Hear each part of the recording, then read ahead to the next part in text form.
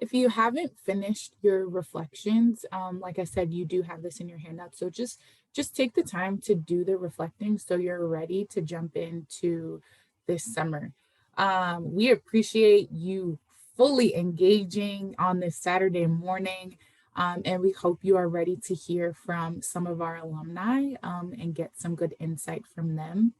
So we are going to take a quick 2-minute break. Well, let's do 2.5 minutes. So we'll hop back on at 12:18 and be ready to hear from our alumni. Get this out to our, so we can message out this panel to our folks that weren't able to make it today in our cohort. So this is always a great interactive time, and because we have a smaller group, we probably be able to answer a lot of questions during this time. So today we have 4 panelists. 2 of you've already met, and our PST director, Ms. Ashina Modlin, and one of our coaches, Brittany Grimaldi. But we also have 2 current residents on the panel. So what I want to do is have our 2 current residents introduce themselves, so they pop up in your Zoom boxes, and then just have Shanita and Brittany reintroduce yourselves after our current residents. Now I'll open it up to Titus first. Well, hi, I'm Titus. I'm currently at Walter P. Carter, the shirt. And I was in, or still is in, BCTR and BEEC. It is definitely an honor to talk to you all. And hopefully I can answer some of the questions that you all have. Hello, everyone. My name is Nia Darby. I am also part of BCTR. I guess we would be the 2022 cohort. So I'm super excited to be here and see all of you. And as Titus said, I hope we can answer any questions from the resident perspective as best that we can. Oh, I teach at Wildwood Elementary Middle School, and I teach 5th grade social studies and science. Again, I am Brittany Grimaldi. Like I said earlier, I came through BCTR in 2017, and then I was in the classroom in a middle school. I taught 7th and 8th grade for 2 years before moving up to high school and teaching 9th and 10th grade English. I'm happy to be back with you for the second half of today. I don't hope we can answer your questions. I know we can. We're gonna make this happen. So they were just all amazing. I'm gonna say I'm Shanita again, PST director, super excited to be here and to sit next to some amazing people on this panel. I am super pumped because I coach Nia. Nia is actually my baby during the school year. And so I am super, super, super pumped to sit beside her. And Titus and I work together through BEEC. And so I have seen, growth in both of them and just really excited to hear their voices. And of course, happy to sit next to Brittany, my girl. All right. Well, now I need to come back and say, because I know Titus wants to hear me say that Titus is my baby, and I coach Titus. He is a ray of sunshine, and I'm so glad to see him today. All right. I love all the love that we have for our coaches and staff and current residents. So that was off to a great start. So one of the things I want to start off right off the bat is just kind of go through an overview of what the experience of teaching is. So PST is a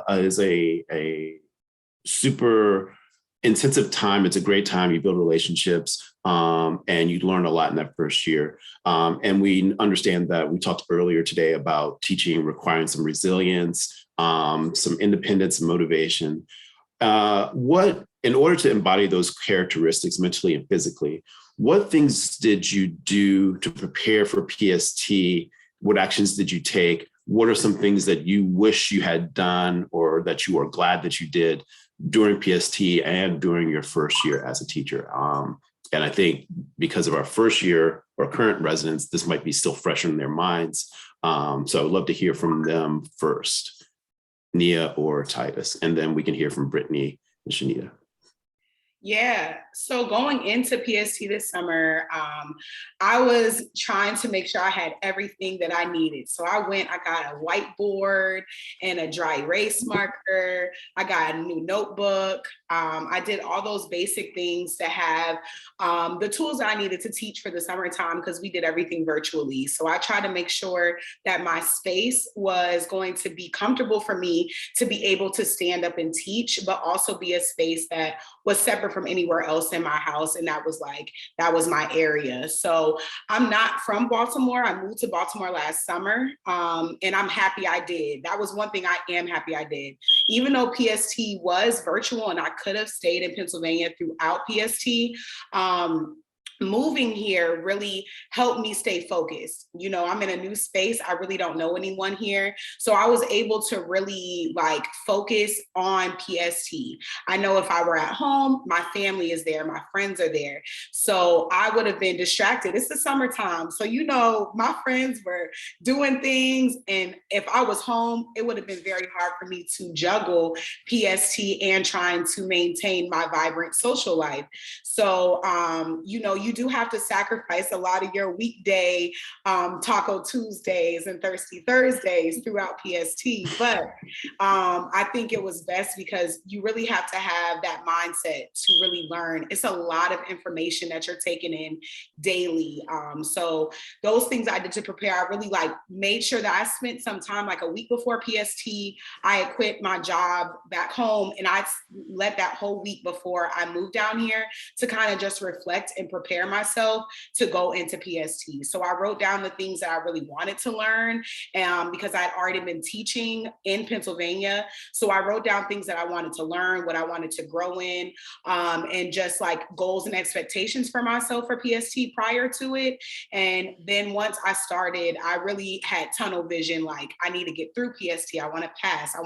And I made a goal for myself to stay and get nothing below a 3 for all of my scores. And I, you know, made sure that I stuck on it and asked questions. So those are some of the things that I did to prepare myself.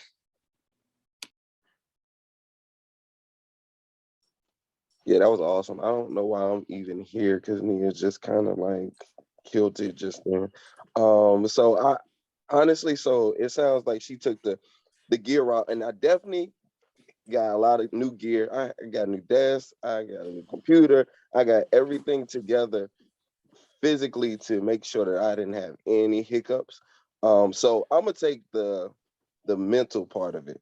So in PST, definitely you have to have your mind clear. And honestly, you have to be ready for we call it feedback, but you have to be ready for criticism. You are not going to be perfect. You are not going to do everything right. And they know that. And so honestly, you have to come in with the mindset of I'm ready and I'm open to learn. If you don't come in that with that mindset, you won't learn anything. And so you have to come in with that mindset in order to learn and get better. Without PST, I don't know what type of teacher I would have been.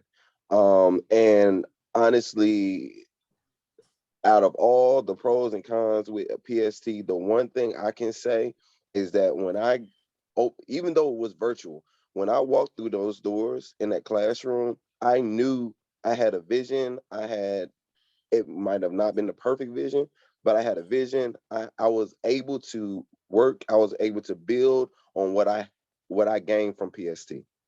And so it is definitely come in with the right mindset. Um, Arrogance is only going to get in the way. And so you definitely want to open because they're here to help. And they do this because they love this and they want you all to learn and be the best teachers ever. And if you have any questions as to whether or not you're going to be prepared when you walk through the doors, I am telling you now, and I know Nia would tell you as well, is that you come in more prepared than 90% of the teachers that come in on first year. And so it is something that it is worth it if you take the time to work hard. I just need a minute. Hold on a second. No, Brittany, we're so proud. Oh, Here, and we know why you're here. You're brilliant, and you were invited for a very specific reason. So live in that shine, sir. To jump in and echo really quickly. I kind of mentioned this in the breakout room I was in earlier, but Titus spoke to like arrogance. When I came in, felt like a little bit hesitant to jump in, like anxious to jump in, because you're very vulnerable in the practice we ask you to do and the things we ask you to do. So from a mindset standpoint, I would just encourage you to push yourself to step outside of your comfort zone. That's how you're going to get the most out of it. We're going to ask you to do a lot of planning and practice and adjusting and give you that feedback like Titus was talking about. Lean into it. It's part of the process and it's going to make you better. It feels uncomfortable and might feel a little bit anxiety inducing, but it's for a reason. So just jump in, be yourself, and give yourself to the process. Again, so proud of Nia and Titus, like super proud. And I echo all the things.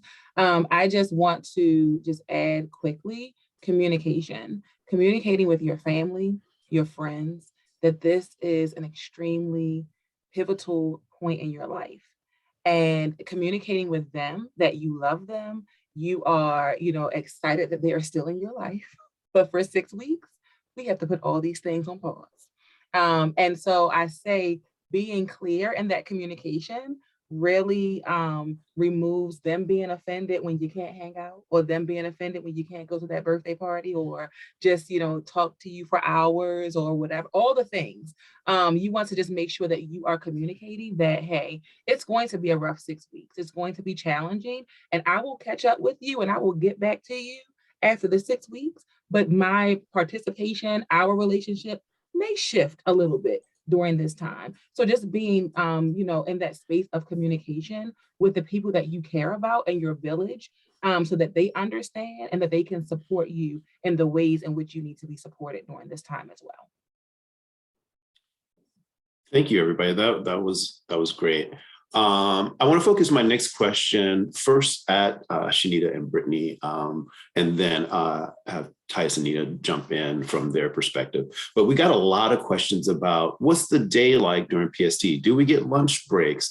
But the main thing that people came through in terms of like the PST day was what are some strategies to avoid burnout? I've talked to people on my welcome calls with them and say it's a rigorous 6 weeks. You're going to be doing all these things. It's going to be a lot. And so this questions that's come up a lot when people registered for this event was like, what's the day like? What are some strategies not to burn out? What can we do to be successful in terms of like planning out how to manage our time? And so I'll start with our PST folks, and then I would love to hear from the perspective of our current residents that just went through the process. I guess I'll start, Brittany, and then you can pick up. So busy all the time. Like, you're on the go all the time. That's what PST looks like. You are constantly doing something every day during that 6 weeks. It's nonstop. I will say to plan. If you are not a planner, start being a planner. Get a calendar, write down everything on that calendar, refer to that calendar, use that calendar, talk to that calendar, hug that calendar. Whatever you need to do with that calendar, do it. It will be your best friend, because the schedule is extremely fast paced, that you don't want to miss certain things, miss certain deadlines. And so having that resource to write down everything, to capture your dates and your deadlines will be extremely helpful. Also, just remembering that this 6 weeks will not look like this your entire life. That yes, life will be busy, but hey, I have to commit myself to these 6 weeks, and there is life after 6 weeks. But during this 6 weeks, I have to give my all. I have to be willing to be flexible. I have to be willing to be open to all the things. I have to be willing to really put the effort in and the work in to get through this 6 weeks. But busy, calendar everything, be a planner, lunch breaks. Yeah. Grab a sandwich, grab some soup, grab something. You know, you can eat that, you know, it's not like it's, you know, total boot camp, but I want us to get in the mindset that this is serious business and that whatever it takes to get it done, we need to get it done. It's not going to always feel good. It's going to feel good sometimes, and it's not going to feel good. But at the end of the day, my students and the children of Baltimore deserve me for this 6 weeks and deserve my whole self for this 6 weeks. And so I am going to be invested and do whatever it takes to get whatever I need to get done for them. You have support. I will say that Titus and Nia mentioned that in their introductions and their responses. This is the only program that I can tell you that will, I mean, we support our people. And so you are not alone. You have another village that you are creating with your residents and with your peers, but you also have a group of coaches and people who want the best for you, who are doing everything behind the scenes that you don't see to get things done for you. And so if we are invested in you, invest in us, and trust the process. Yeah, and I'll just add on to that. There's a real intentionality about how we structure the summer and what we include. And so even though days are going to seem long and they feel longer in the beginning and then you kind of start to acclimate, we're trying to prepare you for readiness in the fall, right? And the demands of the career. And so there's a real intentionality behind what the summer looks like for you. Outside of outside of that, somebody once told me it's a marathon, not a sprint. And so finding ways to pace yourself and find that balance is going to be important as well.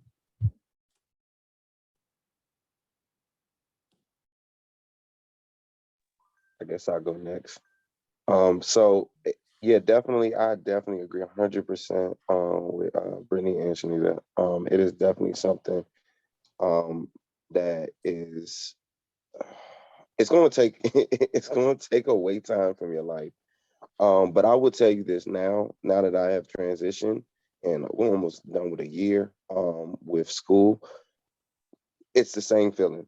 And so I don't feel like I stopped PST into school. I feel like that time got me. It's just like with a marathon. You do your training in order and your conditioning so that you can get ready for the marathon. The conditioning is PST, and then when you go into school, it's nonstop still. When you think you're done with grades, you have documents that you need to complete, IEPs, 504 plans. When you're done with 504 plans, you have a full school meeting or a staff meeting. You have I've taken on an extracurricular, so you have different subjects and different. It keeps stacking. Your first year versus PST is the same time. It's the exact same condition going through. And so it's all purposeful is the word for it. It's all purposeful. And it gets easier, but that time you'll get used to it. It does get easier, but that time you have to devote that time to PST because you will have to devote that time to school in the fall. What helped me and Nia out, honestly, and is that we still have a network of PST residents that we go out to eat with, that we go to. So our life was actually PST. And so we went out to eat, we went to bars with, whenever we had fun or whenever we had a day that we had off or a time that we had off, we would go together. We would make sure we plan together. We would make sure that we got everything that we needed in together. So that helped big time because it kept us focused, and then it felt like we had a life as well. So I would say make connections.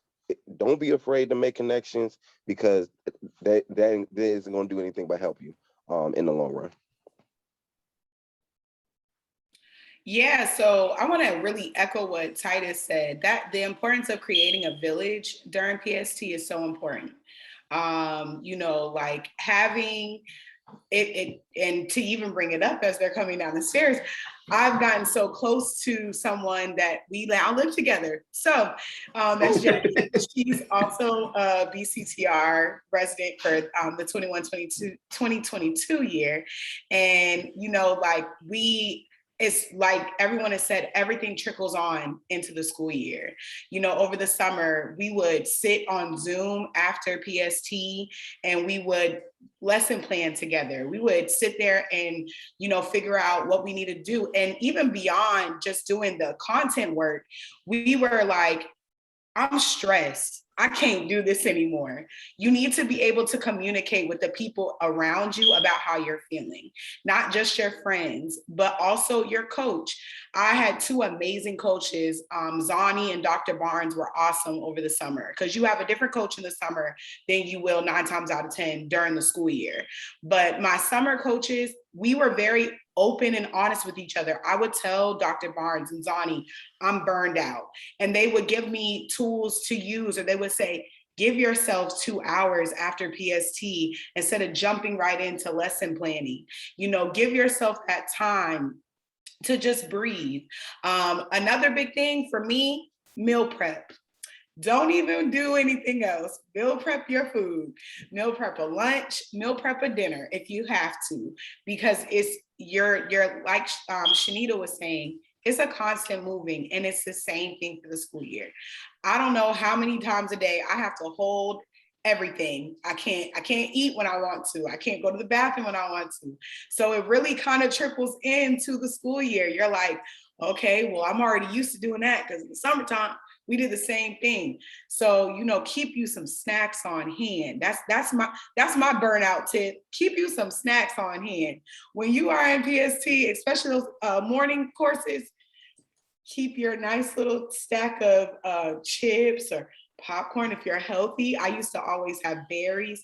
Keep that there to keep you awake, and get a Keurig if you need to. They're $88 right now at Target.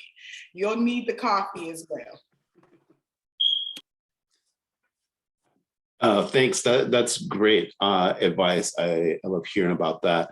To kind of piggyback on that, a couple questions we got were this incoming cohort asking questions about what was some advice that you got during PST that helped you during your first year of teaching, or an advice that you got that helped you through PST. And so I think this is probably more on the mental. I know we got a lot of like the planning and just that, but what mindset, what kind of advice did you get for PST that helped you, and even more importantly, into your first year?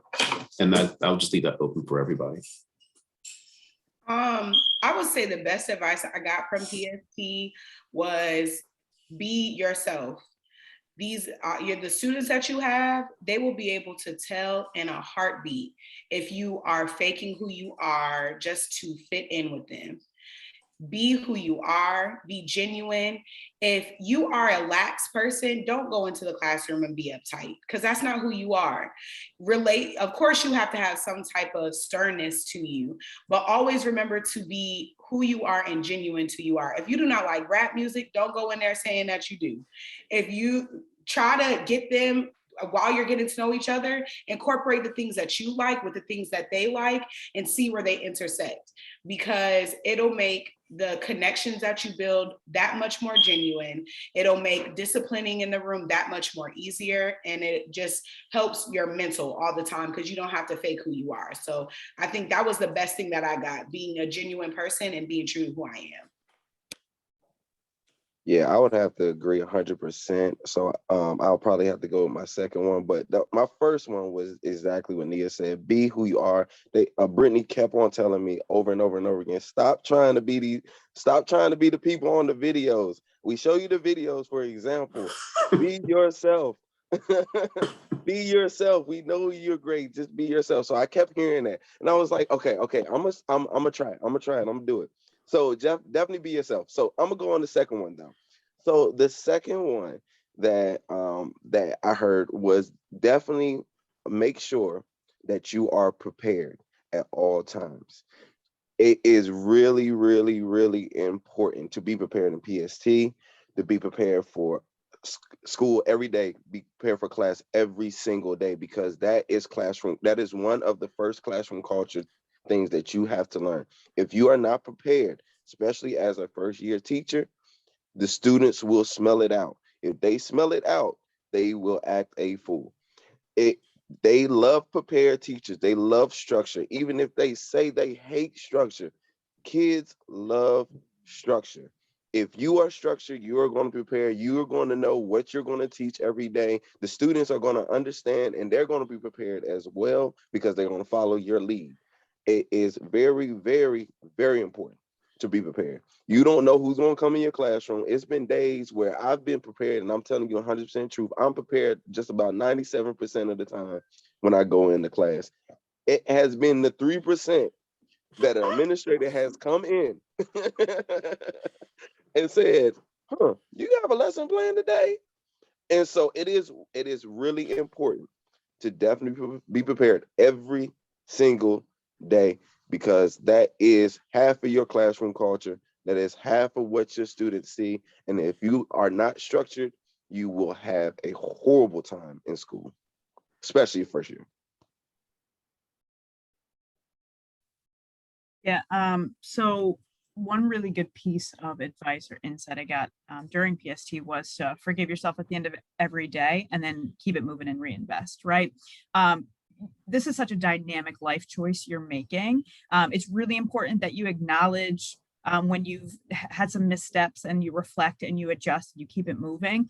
But to dwell is to become stagnant, right? It's not productive. And so you're going to make mistakes. You're going to have to practice and adjust and take feedback. And that's just part of our program, but it's also part of the career. And so keep it moving, keep trying to be better, but don't dwell on the past, don't dwell on the mistakes you're making. You're gonna hear this from me often. My team knows, like, I am relationship queen. Build build relationships. Those relationships are the foundation of what you stand as a teacher. Build relationships, as Nia and Titus were speaking of, with each other. Build relationships with your colleagues in your schools. Build relationships with your families of your students. Build relationships with your students. Relationships will take you a long way. Thank you, everybody. I'm going to piggyback off of Shanita's relationship question and ask the panel, and this is for everybody on the panel. Building relationships is important, building community in your classroom, but also being a part of the greater community of your school is important. And I would love to know, what actions did you take to really build community in your classroom and build community in just the general school community, not only the school, but maybe even that greater neighborhood that the school is in, around with your teachers, fellow teachers, parents, students, and things of that nature. And then something that will, to tag onto that, something we'll talk about more during orientation, that a lot of our students have experienced a lot of inequity historically in Baltimore and the school system. And I want to hear about ways that you've seen how that play out and how you try to help your students manage and build the community in your classroom, where it's something that you are controlling what you can and helping your students build the best community that you can in that community, in that classroom. Sorry about that. But we can start with anyone that feels like they're ready to jump in. Can I get this one first? I want to get this Yeah. one first. So it has been I don't know if I did this on accident or purpose, but I wanted to do a goal for each year. And my goal this year was to take the extra step. And what I mean by take the extra step is to know what you need to do, or what I need to do. But then take the extra step to get closer to my students, and to build those relationships. And so it was a few things that I did. So once I got my classroom set up, I looked to see what clubs were available, because I didn't want to create a club. I wanted to be a part of a club just to get used to used to how Walter P. Carter did their clubs. And so I entered in a club. I'm now one of the debate coaches. And I kind of got addicted to it. So I'm also in the chess club. I'll be in flag football soon. And the reason why I liked it so much is because that classroom culture, you build classroom culture in the classroom, but you can build classroom culture even more as a sustainable unit um, outside of the classroom. The students see you at programs. The students see you going to their events. The students see you coaching them. The students feel like you actually love them. And so they will send you or give you love back. And so taking that extra step can be anything. That means doing coaching classes when you see that inequities, or you see that one student can't read, or 3 students can't read, and you have a classroom of 20 other students that can read. So there's no way that you can efficiently get to those 3 students unless you give them extra time or with you in order to teach them. And you see, like, this is my first year, and I see like the product from me giving that extra time to my students. I had a student that was at the beginning of the year. He straight up told me, he said, "Mr. B," they call me Mr. B. "Mr. B, I don't know how to read." And I said, "I love that you came to me." I said, "Now that you came to me, let's work on it. You're going to learn how to read before the end of this year." And his name is Khalil. Khalil not only knows how to read better, Khalil has written an essay this year. So it's just one of those things, like, just make the extra step. And that was my goal this year, and I'm going to carry that into the following year as I add more goals for myself. But my goal was to take the extra step.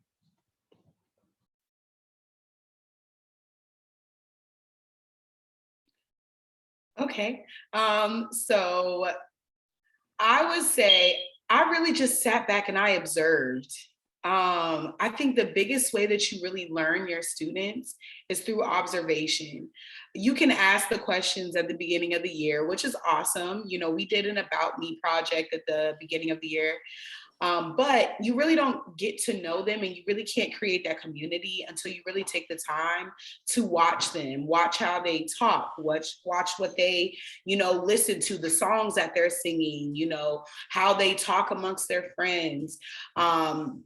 So I really just sat back and I observed, and I would just have conversation with them. So for anyone who hasn't taught before, a big term that they use is lunch bunch.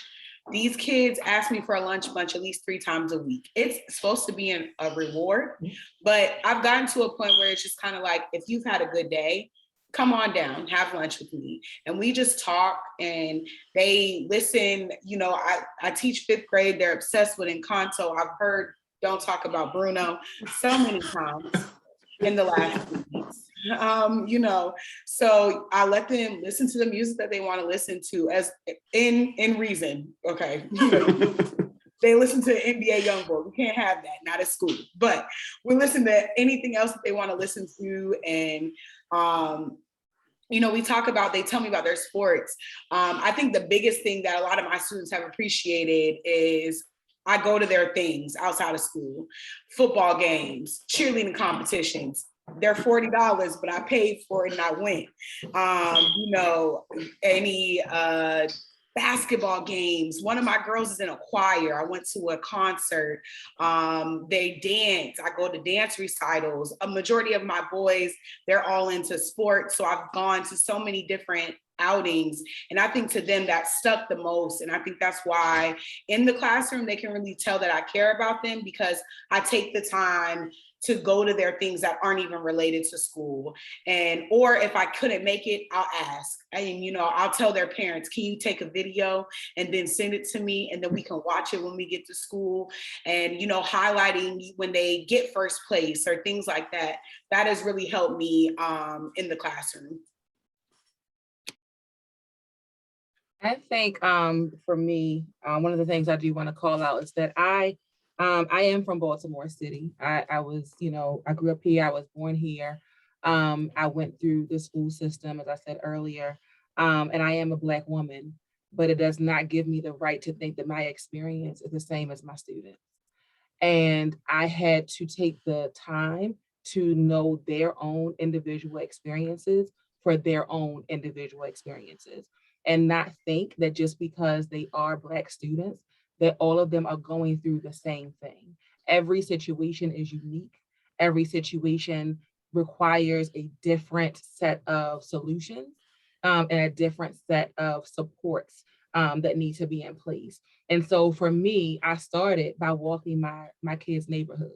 I actually, that summer before I started teaching, I walked the streets to see what were they seeing on the way to me.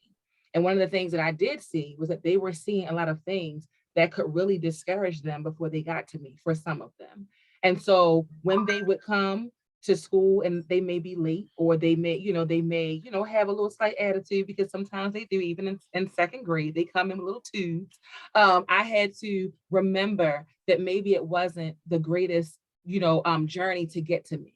And so I was just happy to see them. And so I started there with learning my community, getting connected with our community association presidents. I'm going to those meetings to see what's happening in the community in which I teach, because I did not want to be the teacher that only got in my car, sat on the parking lot, went in the building, got back in my car, and left. I wanted to see what my students seen. I wanted to see and experience their neighborhood from their eyes. And then again, I got to know them from their perspective. I got to know their own individual experiences, and not take for granted that because I was from Baltimore City and I was a Black woman, that I knew exactly what they were going through. That does not give me that right. It gives me the right to get to know them thoroughly and get to know their experiences, and ask questions of them and their families about what they need. And as Ania said, then observe, and where I can insert myself from that observation, move from there.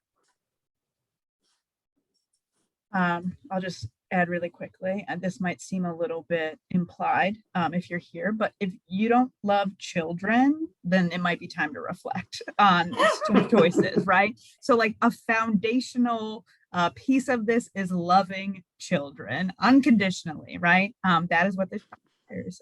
So please make sure that that box is checked before you go any further in this process. If going to games and running clubs and getting to know the community, if all of that sounds, what do the kids say, like cringy to you, then like, again, time to reflect, right?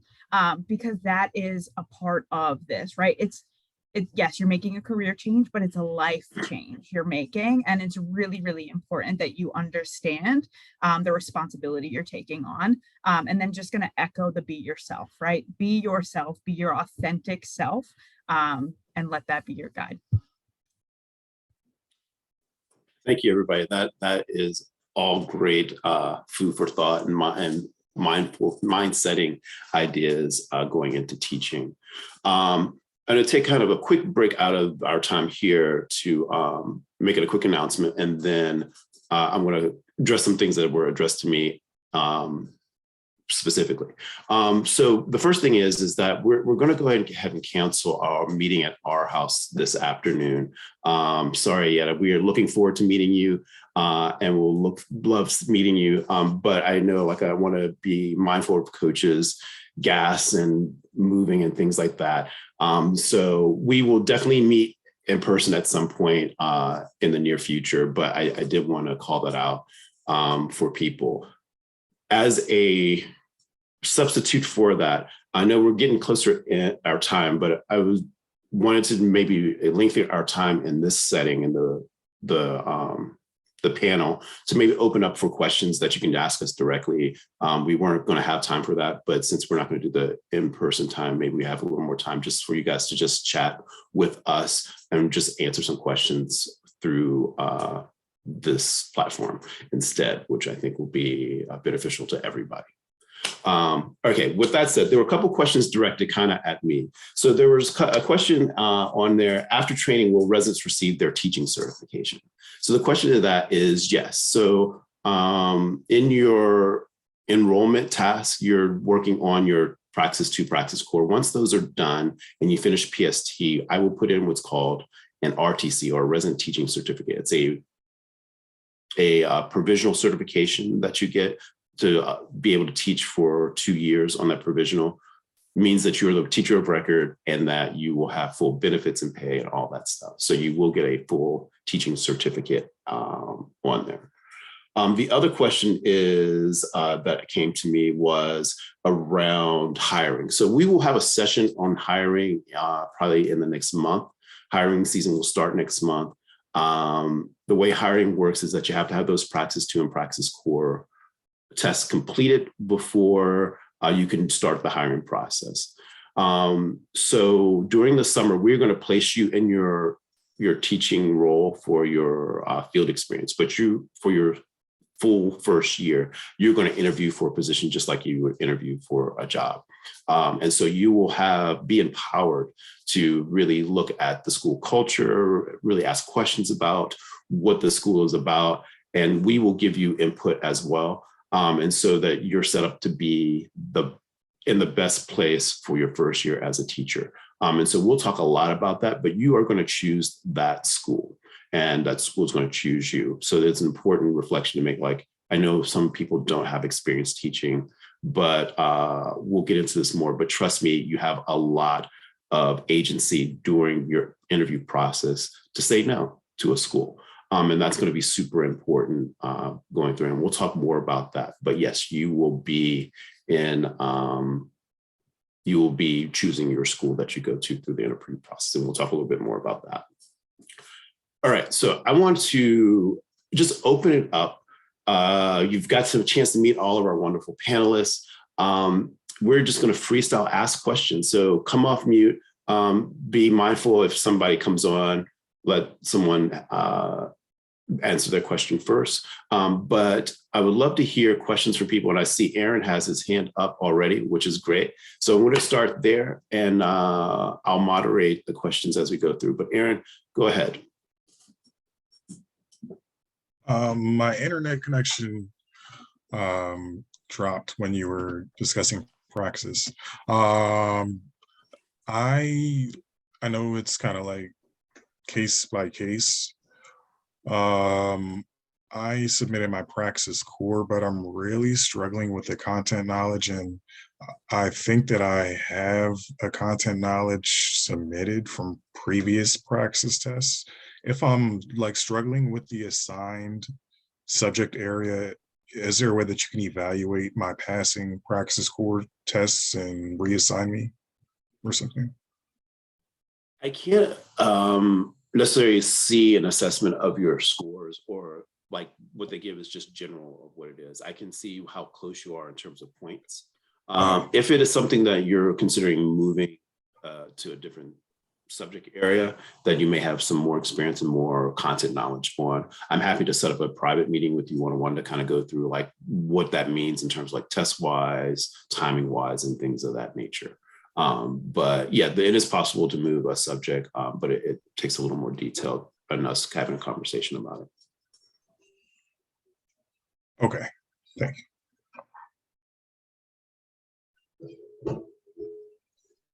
Sean, I don't want us to lose the time that we have, the valuable time we have with Nia and Titus. So if I can make a request that any questions that we have for Nia and Titus, can we go ahead and ask those questions?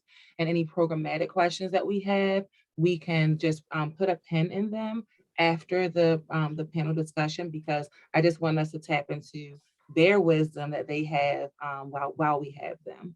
Absolutely. Thank you.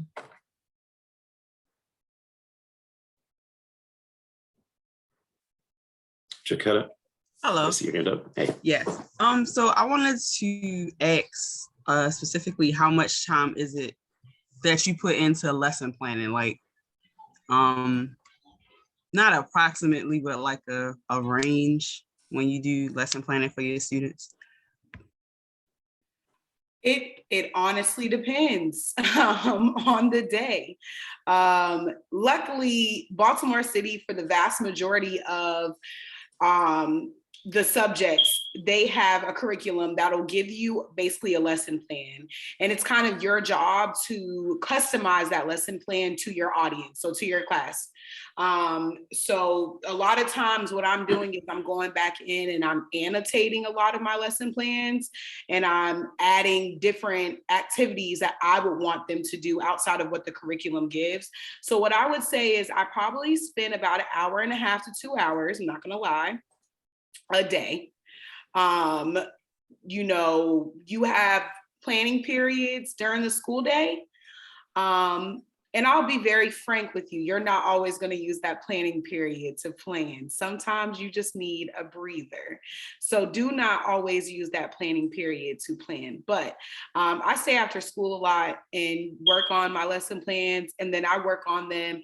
I'll do like the bulk of it after school, and I make sure to give myself a time. We're not staying past 4:30, we're going home. And then in the morning, I like to get to school very early, and then I finish them up, print them out. So I would say about an hour and a half to 2 hours, depending on where we are. If it's the beginning of a lesson or if it's a continuation lesson, then normally I don't need to take much time. So, and it's on you. Some people don't like to lesson plan every day. For me and my students, that works for us because they're all on different levels. And I think for some of my coworkers and even my co-teacher, she plans for the week. So she takes like 6 hours out of her day on a Sunday or a Saturday and lesson plans for the entire week.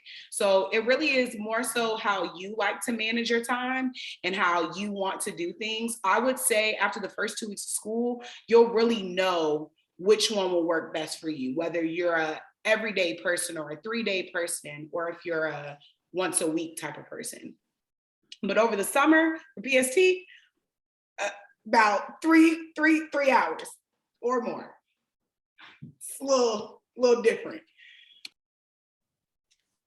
Before you jump into it, I do want to say thank you, Nia, for your response and for kind of transitioning us to what we expect during PST.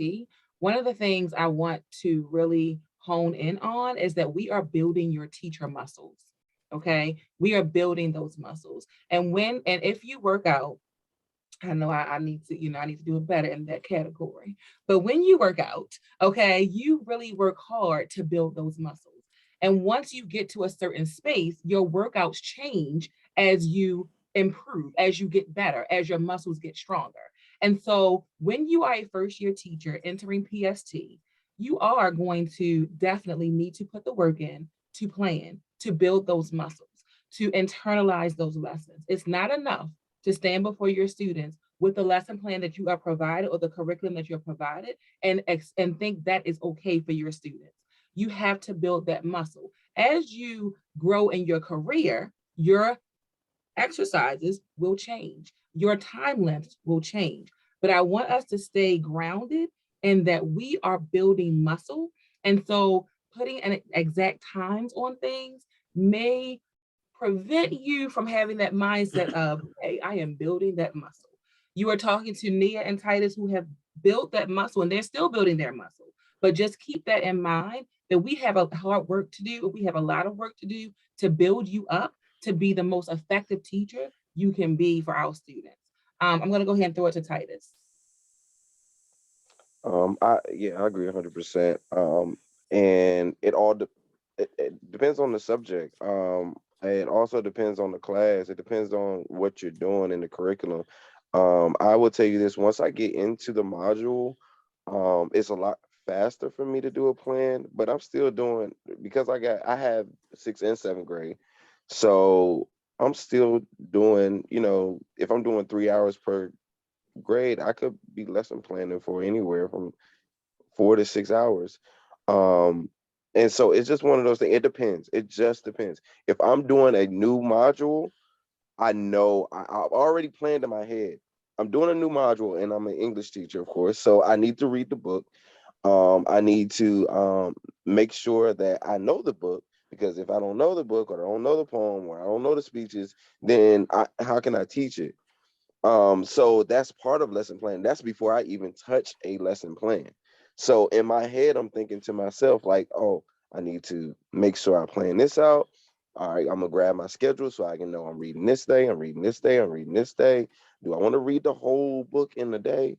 No, not really. So I'm going to do this for 3 days. So it goes beyond just lesson planning is by far just the outline of what your product is. So at the end of the day, you still have so much more that you have to put into before you even get to the lesson plan. And then after the lesson plan, you still have some more you have to do. And so it's if lesson planning is your worry, it is, trust me, it's so much more ahead of that than lesson planning. That is like the minimum that you have to have as a teacher, honestly. Thank you both. I want to also call out, I know we're at time for Titus and Nia's time that I had asked them to be here. If you both can stay, that's great, but we also acknowledge that you have other things in your day if you need to move on. But like I said, the rest of the staff will be on for a few more minutes for people to ask questions. I love what Shania said. If you have questions about PST or first year teaching or things like nature, this will be the time to kind of get that staff that's here. I'm actually a lot more available than the staff because they're doing planning to answer like program questions around certification or enrollment tasks and things of that nature. I'm always happy to do that. But if Titus and Nia can stay, that's great. But I do want to continue just open up questions to everybody for just general staff or just general questions you have about what's it like during PST? What's it like during your first year teaching? What's it like, the coaching like, and things of that nature. So I will open it back up. Is it possible I can say something real quick, Sean? Absolutely. I think this is something I feel like is really important, and it's something I've heard across the board from a lot of first year teachers. I think a big thing to tell you all is don't take anything to heart. I think when we're working with kids, a lot of times people take what kids say at like take it deep all the way to the pits of their heart, but really they're just kids. You got to take it for face value. A lot of it is a coping mechanism. A lot of it is just because they're trying to really see if you're going to last. They're trying to vet out who's going to stay, who's going to go, because they are used to transitional people. They're here for 1 year, they're gone the next, or they're here for a couple months and then they leave after that. So it will get hard. And I know it seems like me and Titus are just real like giddy and happy, and I love teaching, but there is a reality that there are times that it's hard. Shanita will tell you, she's my coach.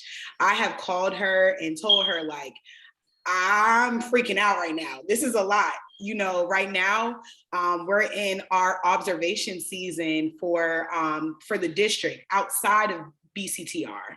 And you don't know when they're coming to your room to observe you.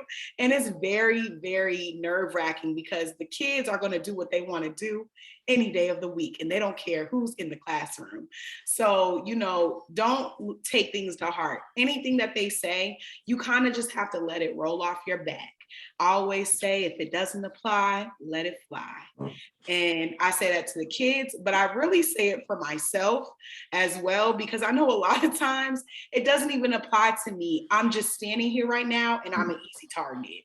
And, you just don't let that discourage you, because at the end of the day, these kids, they need you in the classroom, and they want you to be in the classroom, because trust, I was gone for 2 days on vacation and my kids thought I quit because I didn't tell them about it.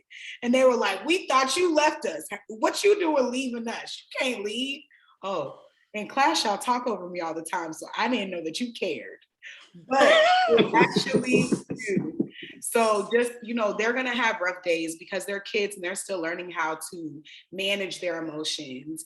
I'm lucky enough to get them at the heights of them trying to manage their emotions at 5th grade.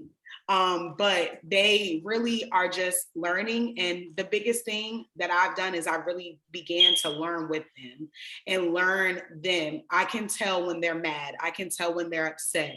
I can tell when they're doing things just because something happened earlier that they don't want to acknowledge right now. So a lot of the things that they say, don't even let it affect you, because 9 times out of 10, you were just there and they were like, let me do this right here because I can see her or I can see him. So that was my biggest thing that I wanted to say, because I hear from first year teachers all the time, I can't stand how they talk to me. And I'm one of them. But I know at the end of the day, it's because, you know, they're just trying to figure it out. We're all in this world trying to figure it out. So that was all I had to say, because I do have to go. But good luck to all of you for PST. And I hope you guys get amazing coaches and do well in your first year.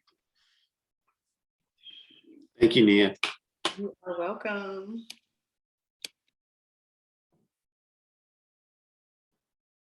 I'm still here. I have no life. So, I mean, if y'all have questions, then let me know.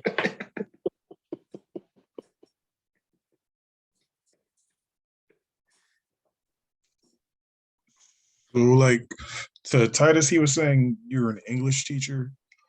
And you were saying that you spent 46 hours on a lesson plan. Is that usual?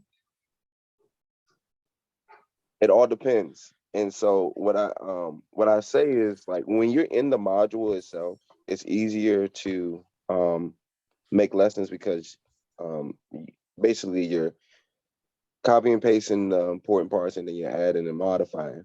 When you start a new module, you have to figure out what that module is talking about, because it's talking about something totally different. And then you have to create your lesson plan around that module.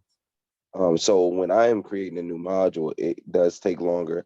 I try my best to plan out so that I can have that land on the weekend. And so because I know I want to spend some time on Saturday working on it. I want to spend some time on Sunday. I will be honest with you. It has been times, not because of the lesson plan. It has been times where certain things have been due, grades, things of that nature. And I've had to lesson plan till 2 in the morning, 3 in the morning. It is not abnormal for a first year teacher to have to work until 2 in the morning or bring work home 2 in the morning, 3 in the morning. It's not unusual. And so once you get that in your head, because in my head now, there's a little history from me. My mother's a teacher, my brother's a teacher, my uncle was an art teacher. He's retired now. And so it's just teaching has been, so when I came in, I just knew. I was like, oh, I've seen teaching all day, this nothing. And when I actually was in the classroom, because I remember me and Brittany actually had this conversation, when I actually entered the classroom, I did not understand how much teaching is a lifestyle. It's a lifestyle. Right now on Saturday afternoon at 1:19, I am a teacher.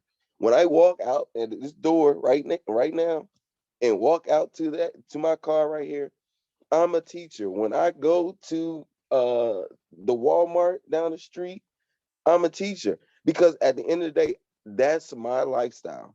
And so I'm okay with spending as much time as possible that I need in order to give my children what they need.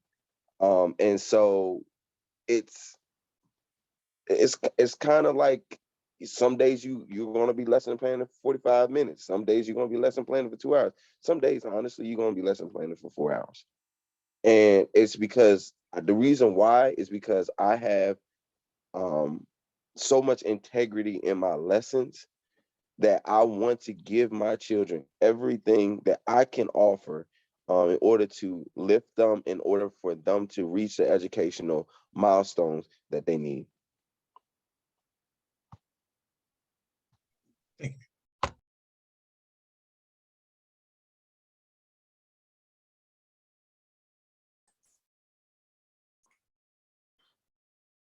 Anyone else have any questions for a panel?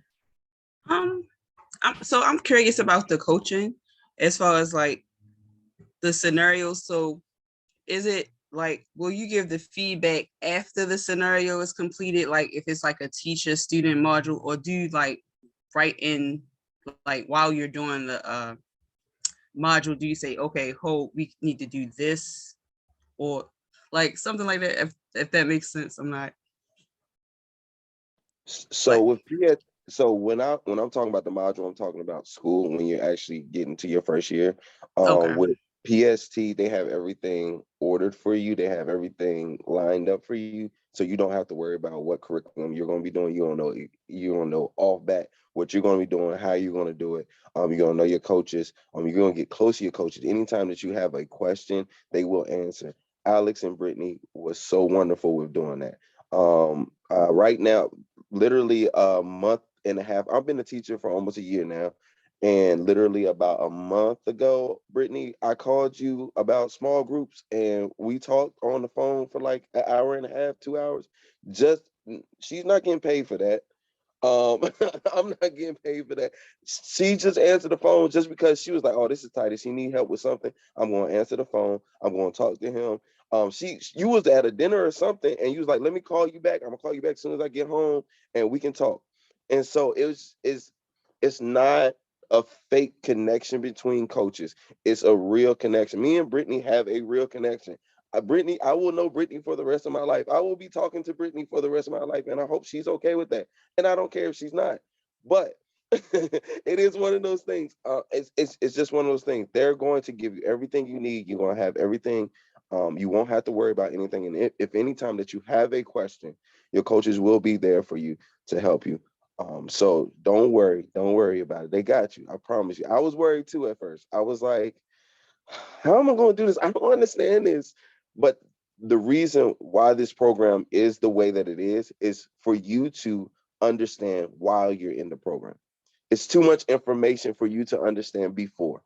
And so they try to give you as much as possible, but you will not understand until you are actually in the program. And I know you, and I can see it in your face. You look just as worried as I was. Like, I don't know this. I don't know. Yeah, and I'm a control freak. So the thing is that I didn't know what was going on. I was like, I need to know these things. And I'm a perfectionist on top of that. And so I need to know these things. I need to know because I need to prepare myself. I need to do the best I can. I need to know. Let it go. Don't worry. They have you. They got you. I promise you. I really appreciate Titus, your perspective and all that you're sharing with us. Jaquetta, just to kind of shed light on the coaching model, you will have multiple opportunities to receive feedback and to be coached by your coaches and instructors.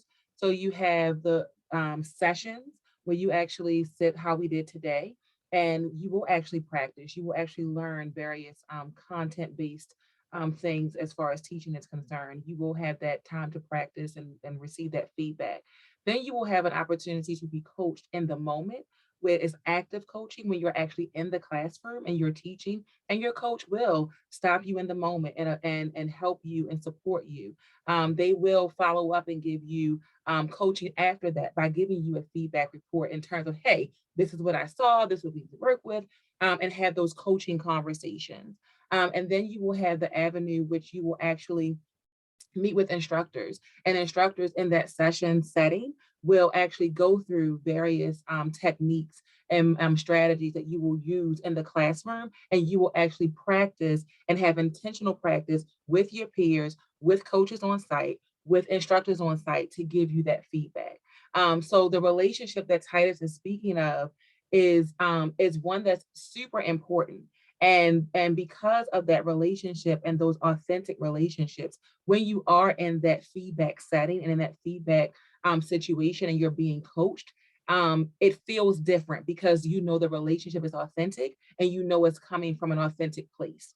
And so it moves out of that realm of criticism, and it lands in that feedback bucket, because feedback, we know, is grounded in love. It's grounded in I want what's best for you. It's grounded in, I am the expert. It's grounded in I had the relationship with you. And so Titus talking about that relationship supports the many coaching avenues in which you will have during PST and thereafter, because it doesn't stop at PST.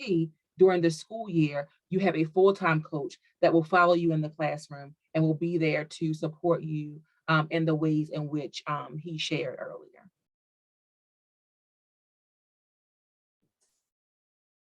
Thank you, guys. Thank you. We're going to take one more question before we close out with a few words from, I would love for Johari to speak. She's our director, and Shanita at the end. But I want to just get one more blanket question out there for people, if you have one.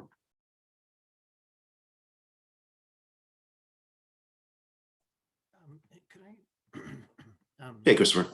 Yeah. Do we know hard and fast dates for the summer training yet?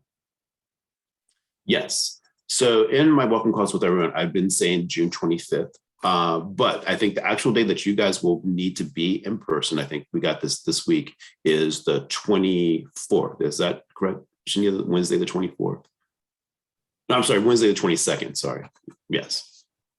Wednesday the 22nd is the day that you'll need to be in person in a seat at ACE on the 22nd. And so we're going to be at ACE, which stands for Academy for Career and College Exploration. So we will see you definitely in person on that day. And that's a great way to end our questions. The ending date? Ending date is the last Friday in July, which it's escaping me the actual date, but it's the last Friday in July. July 29th. Great. Thank you. Awesome. Before I have our Johari and Shanita speak, a couple of things. So shortly, in a couple of weeks, I'm going to be sending out dates for orientation. So be looking out for that. Orientation is going to be, there are going to be parts of that are going to be virtual, but there's going to be parts that you're going to meet with us that are going to be in person. So you want to plan for that. Orientation is mandatory. It is an extremely important part of getting you ready for not only the pre-service training, but also for your first year and hiring and all those things. You'll be doing paperwork for hiring.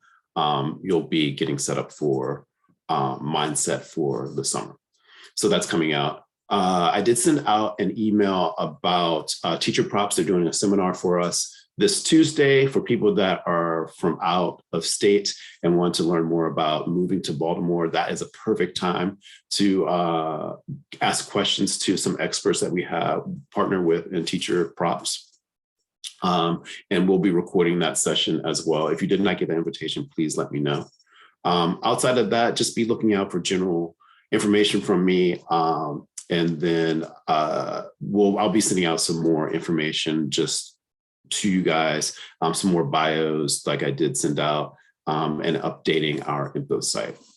So with that said, I want Johari. Johari is our director. And so you'll see a lot of her working with us from behind the scenes. You'll see my face, you'll see Shanita's face as kind of the spearhead of a lot of these things. But Johari is overall, and we're great to have her in. She was, or before coming to us, was a principal. Loved her just to give some words of wisdom to us before we pass it over to Shanita to close us out and just inspire us for training. So we'll start with Johari and then we'll end with Shanita. Thank you so much, Sean. Can everybody hear me? Well, good. Okay, cool. I want to first just share that, like, in this moment right now, my heart is full of joy. 21 years ago, I sat in your seats, not with the BCTR. I actually did a traditional education program at Morgan State, but I sat at orientation as a teacher that had a degree in one area, but was actually walking into Calverton Middle School in Baltimore City, teaching something completely different. So I had to relearn the content and not even be trained. The reason why I am still here today is because I had amazing mentors, and one woman in particular who allowed me to show up as myself. And she coached me through my first and second year of being a teacher and teaching a brand new content that I wasn't, again, trained in, but she built me as a person and she gave me space to just show up as Johari, who was a new teacher. So what gives me pleasure is the fact that I am a part of an amazing team that is actually doing the same thing that one woman did for me, but in a more structured and more careful way, where there's someone that's walking with you from before you even walk into the classroom, that's going to be there with you throughout your first year and give you things that honestly, as a former principal, we don't have the resources to be able to give new teachers. So I just want you to sit and think about that. From a principal's perspective, you are starting, if you think about a 100-meter race, you are starting more than halfway in front of everyone at the starting line. Because again, there are things that principals would love to do for new teachers that they can, and that the BCTR is doing.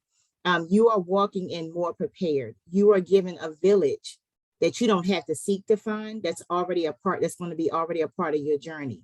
There is no one on this call that said anything to you that's about discouraging you. It's about painting for you a real picture, but also giving you the space to find yourself in that journey.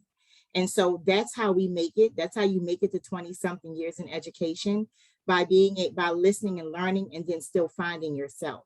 So I want to thank you all for taking the time to log in today. I know that even those who couldn't, life happens, but what's most important and what I hope you carry away from this moment is this team is here to be your coach.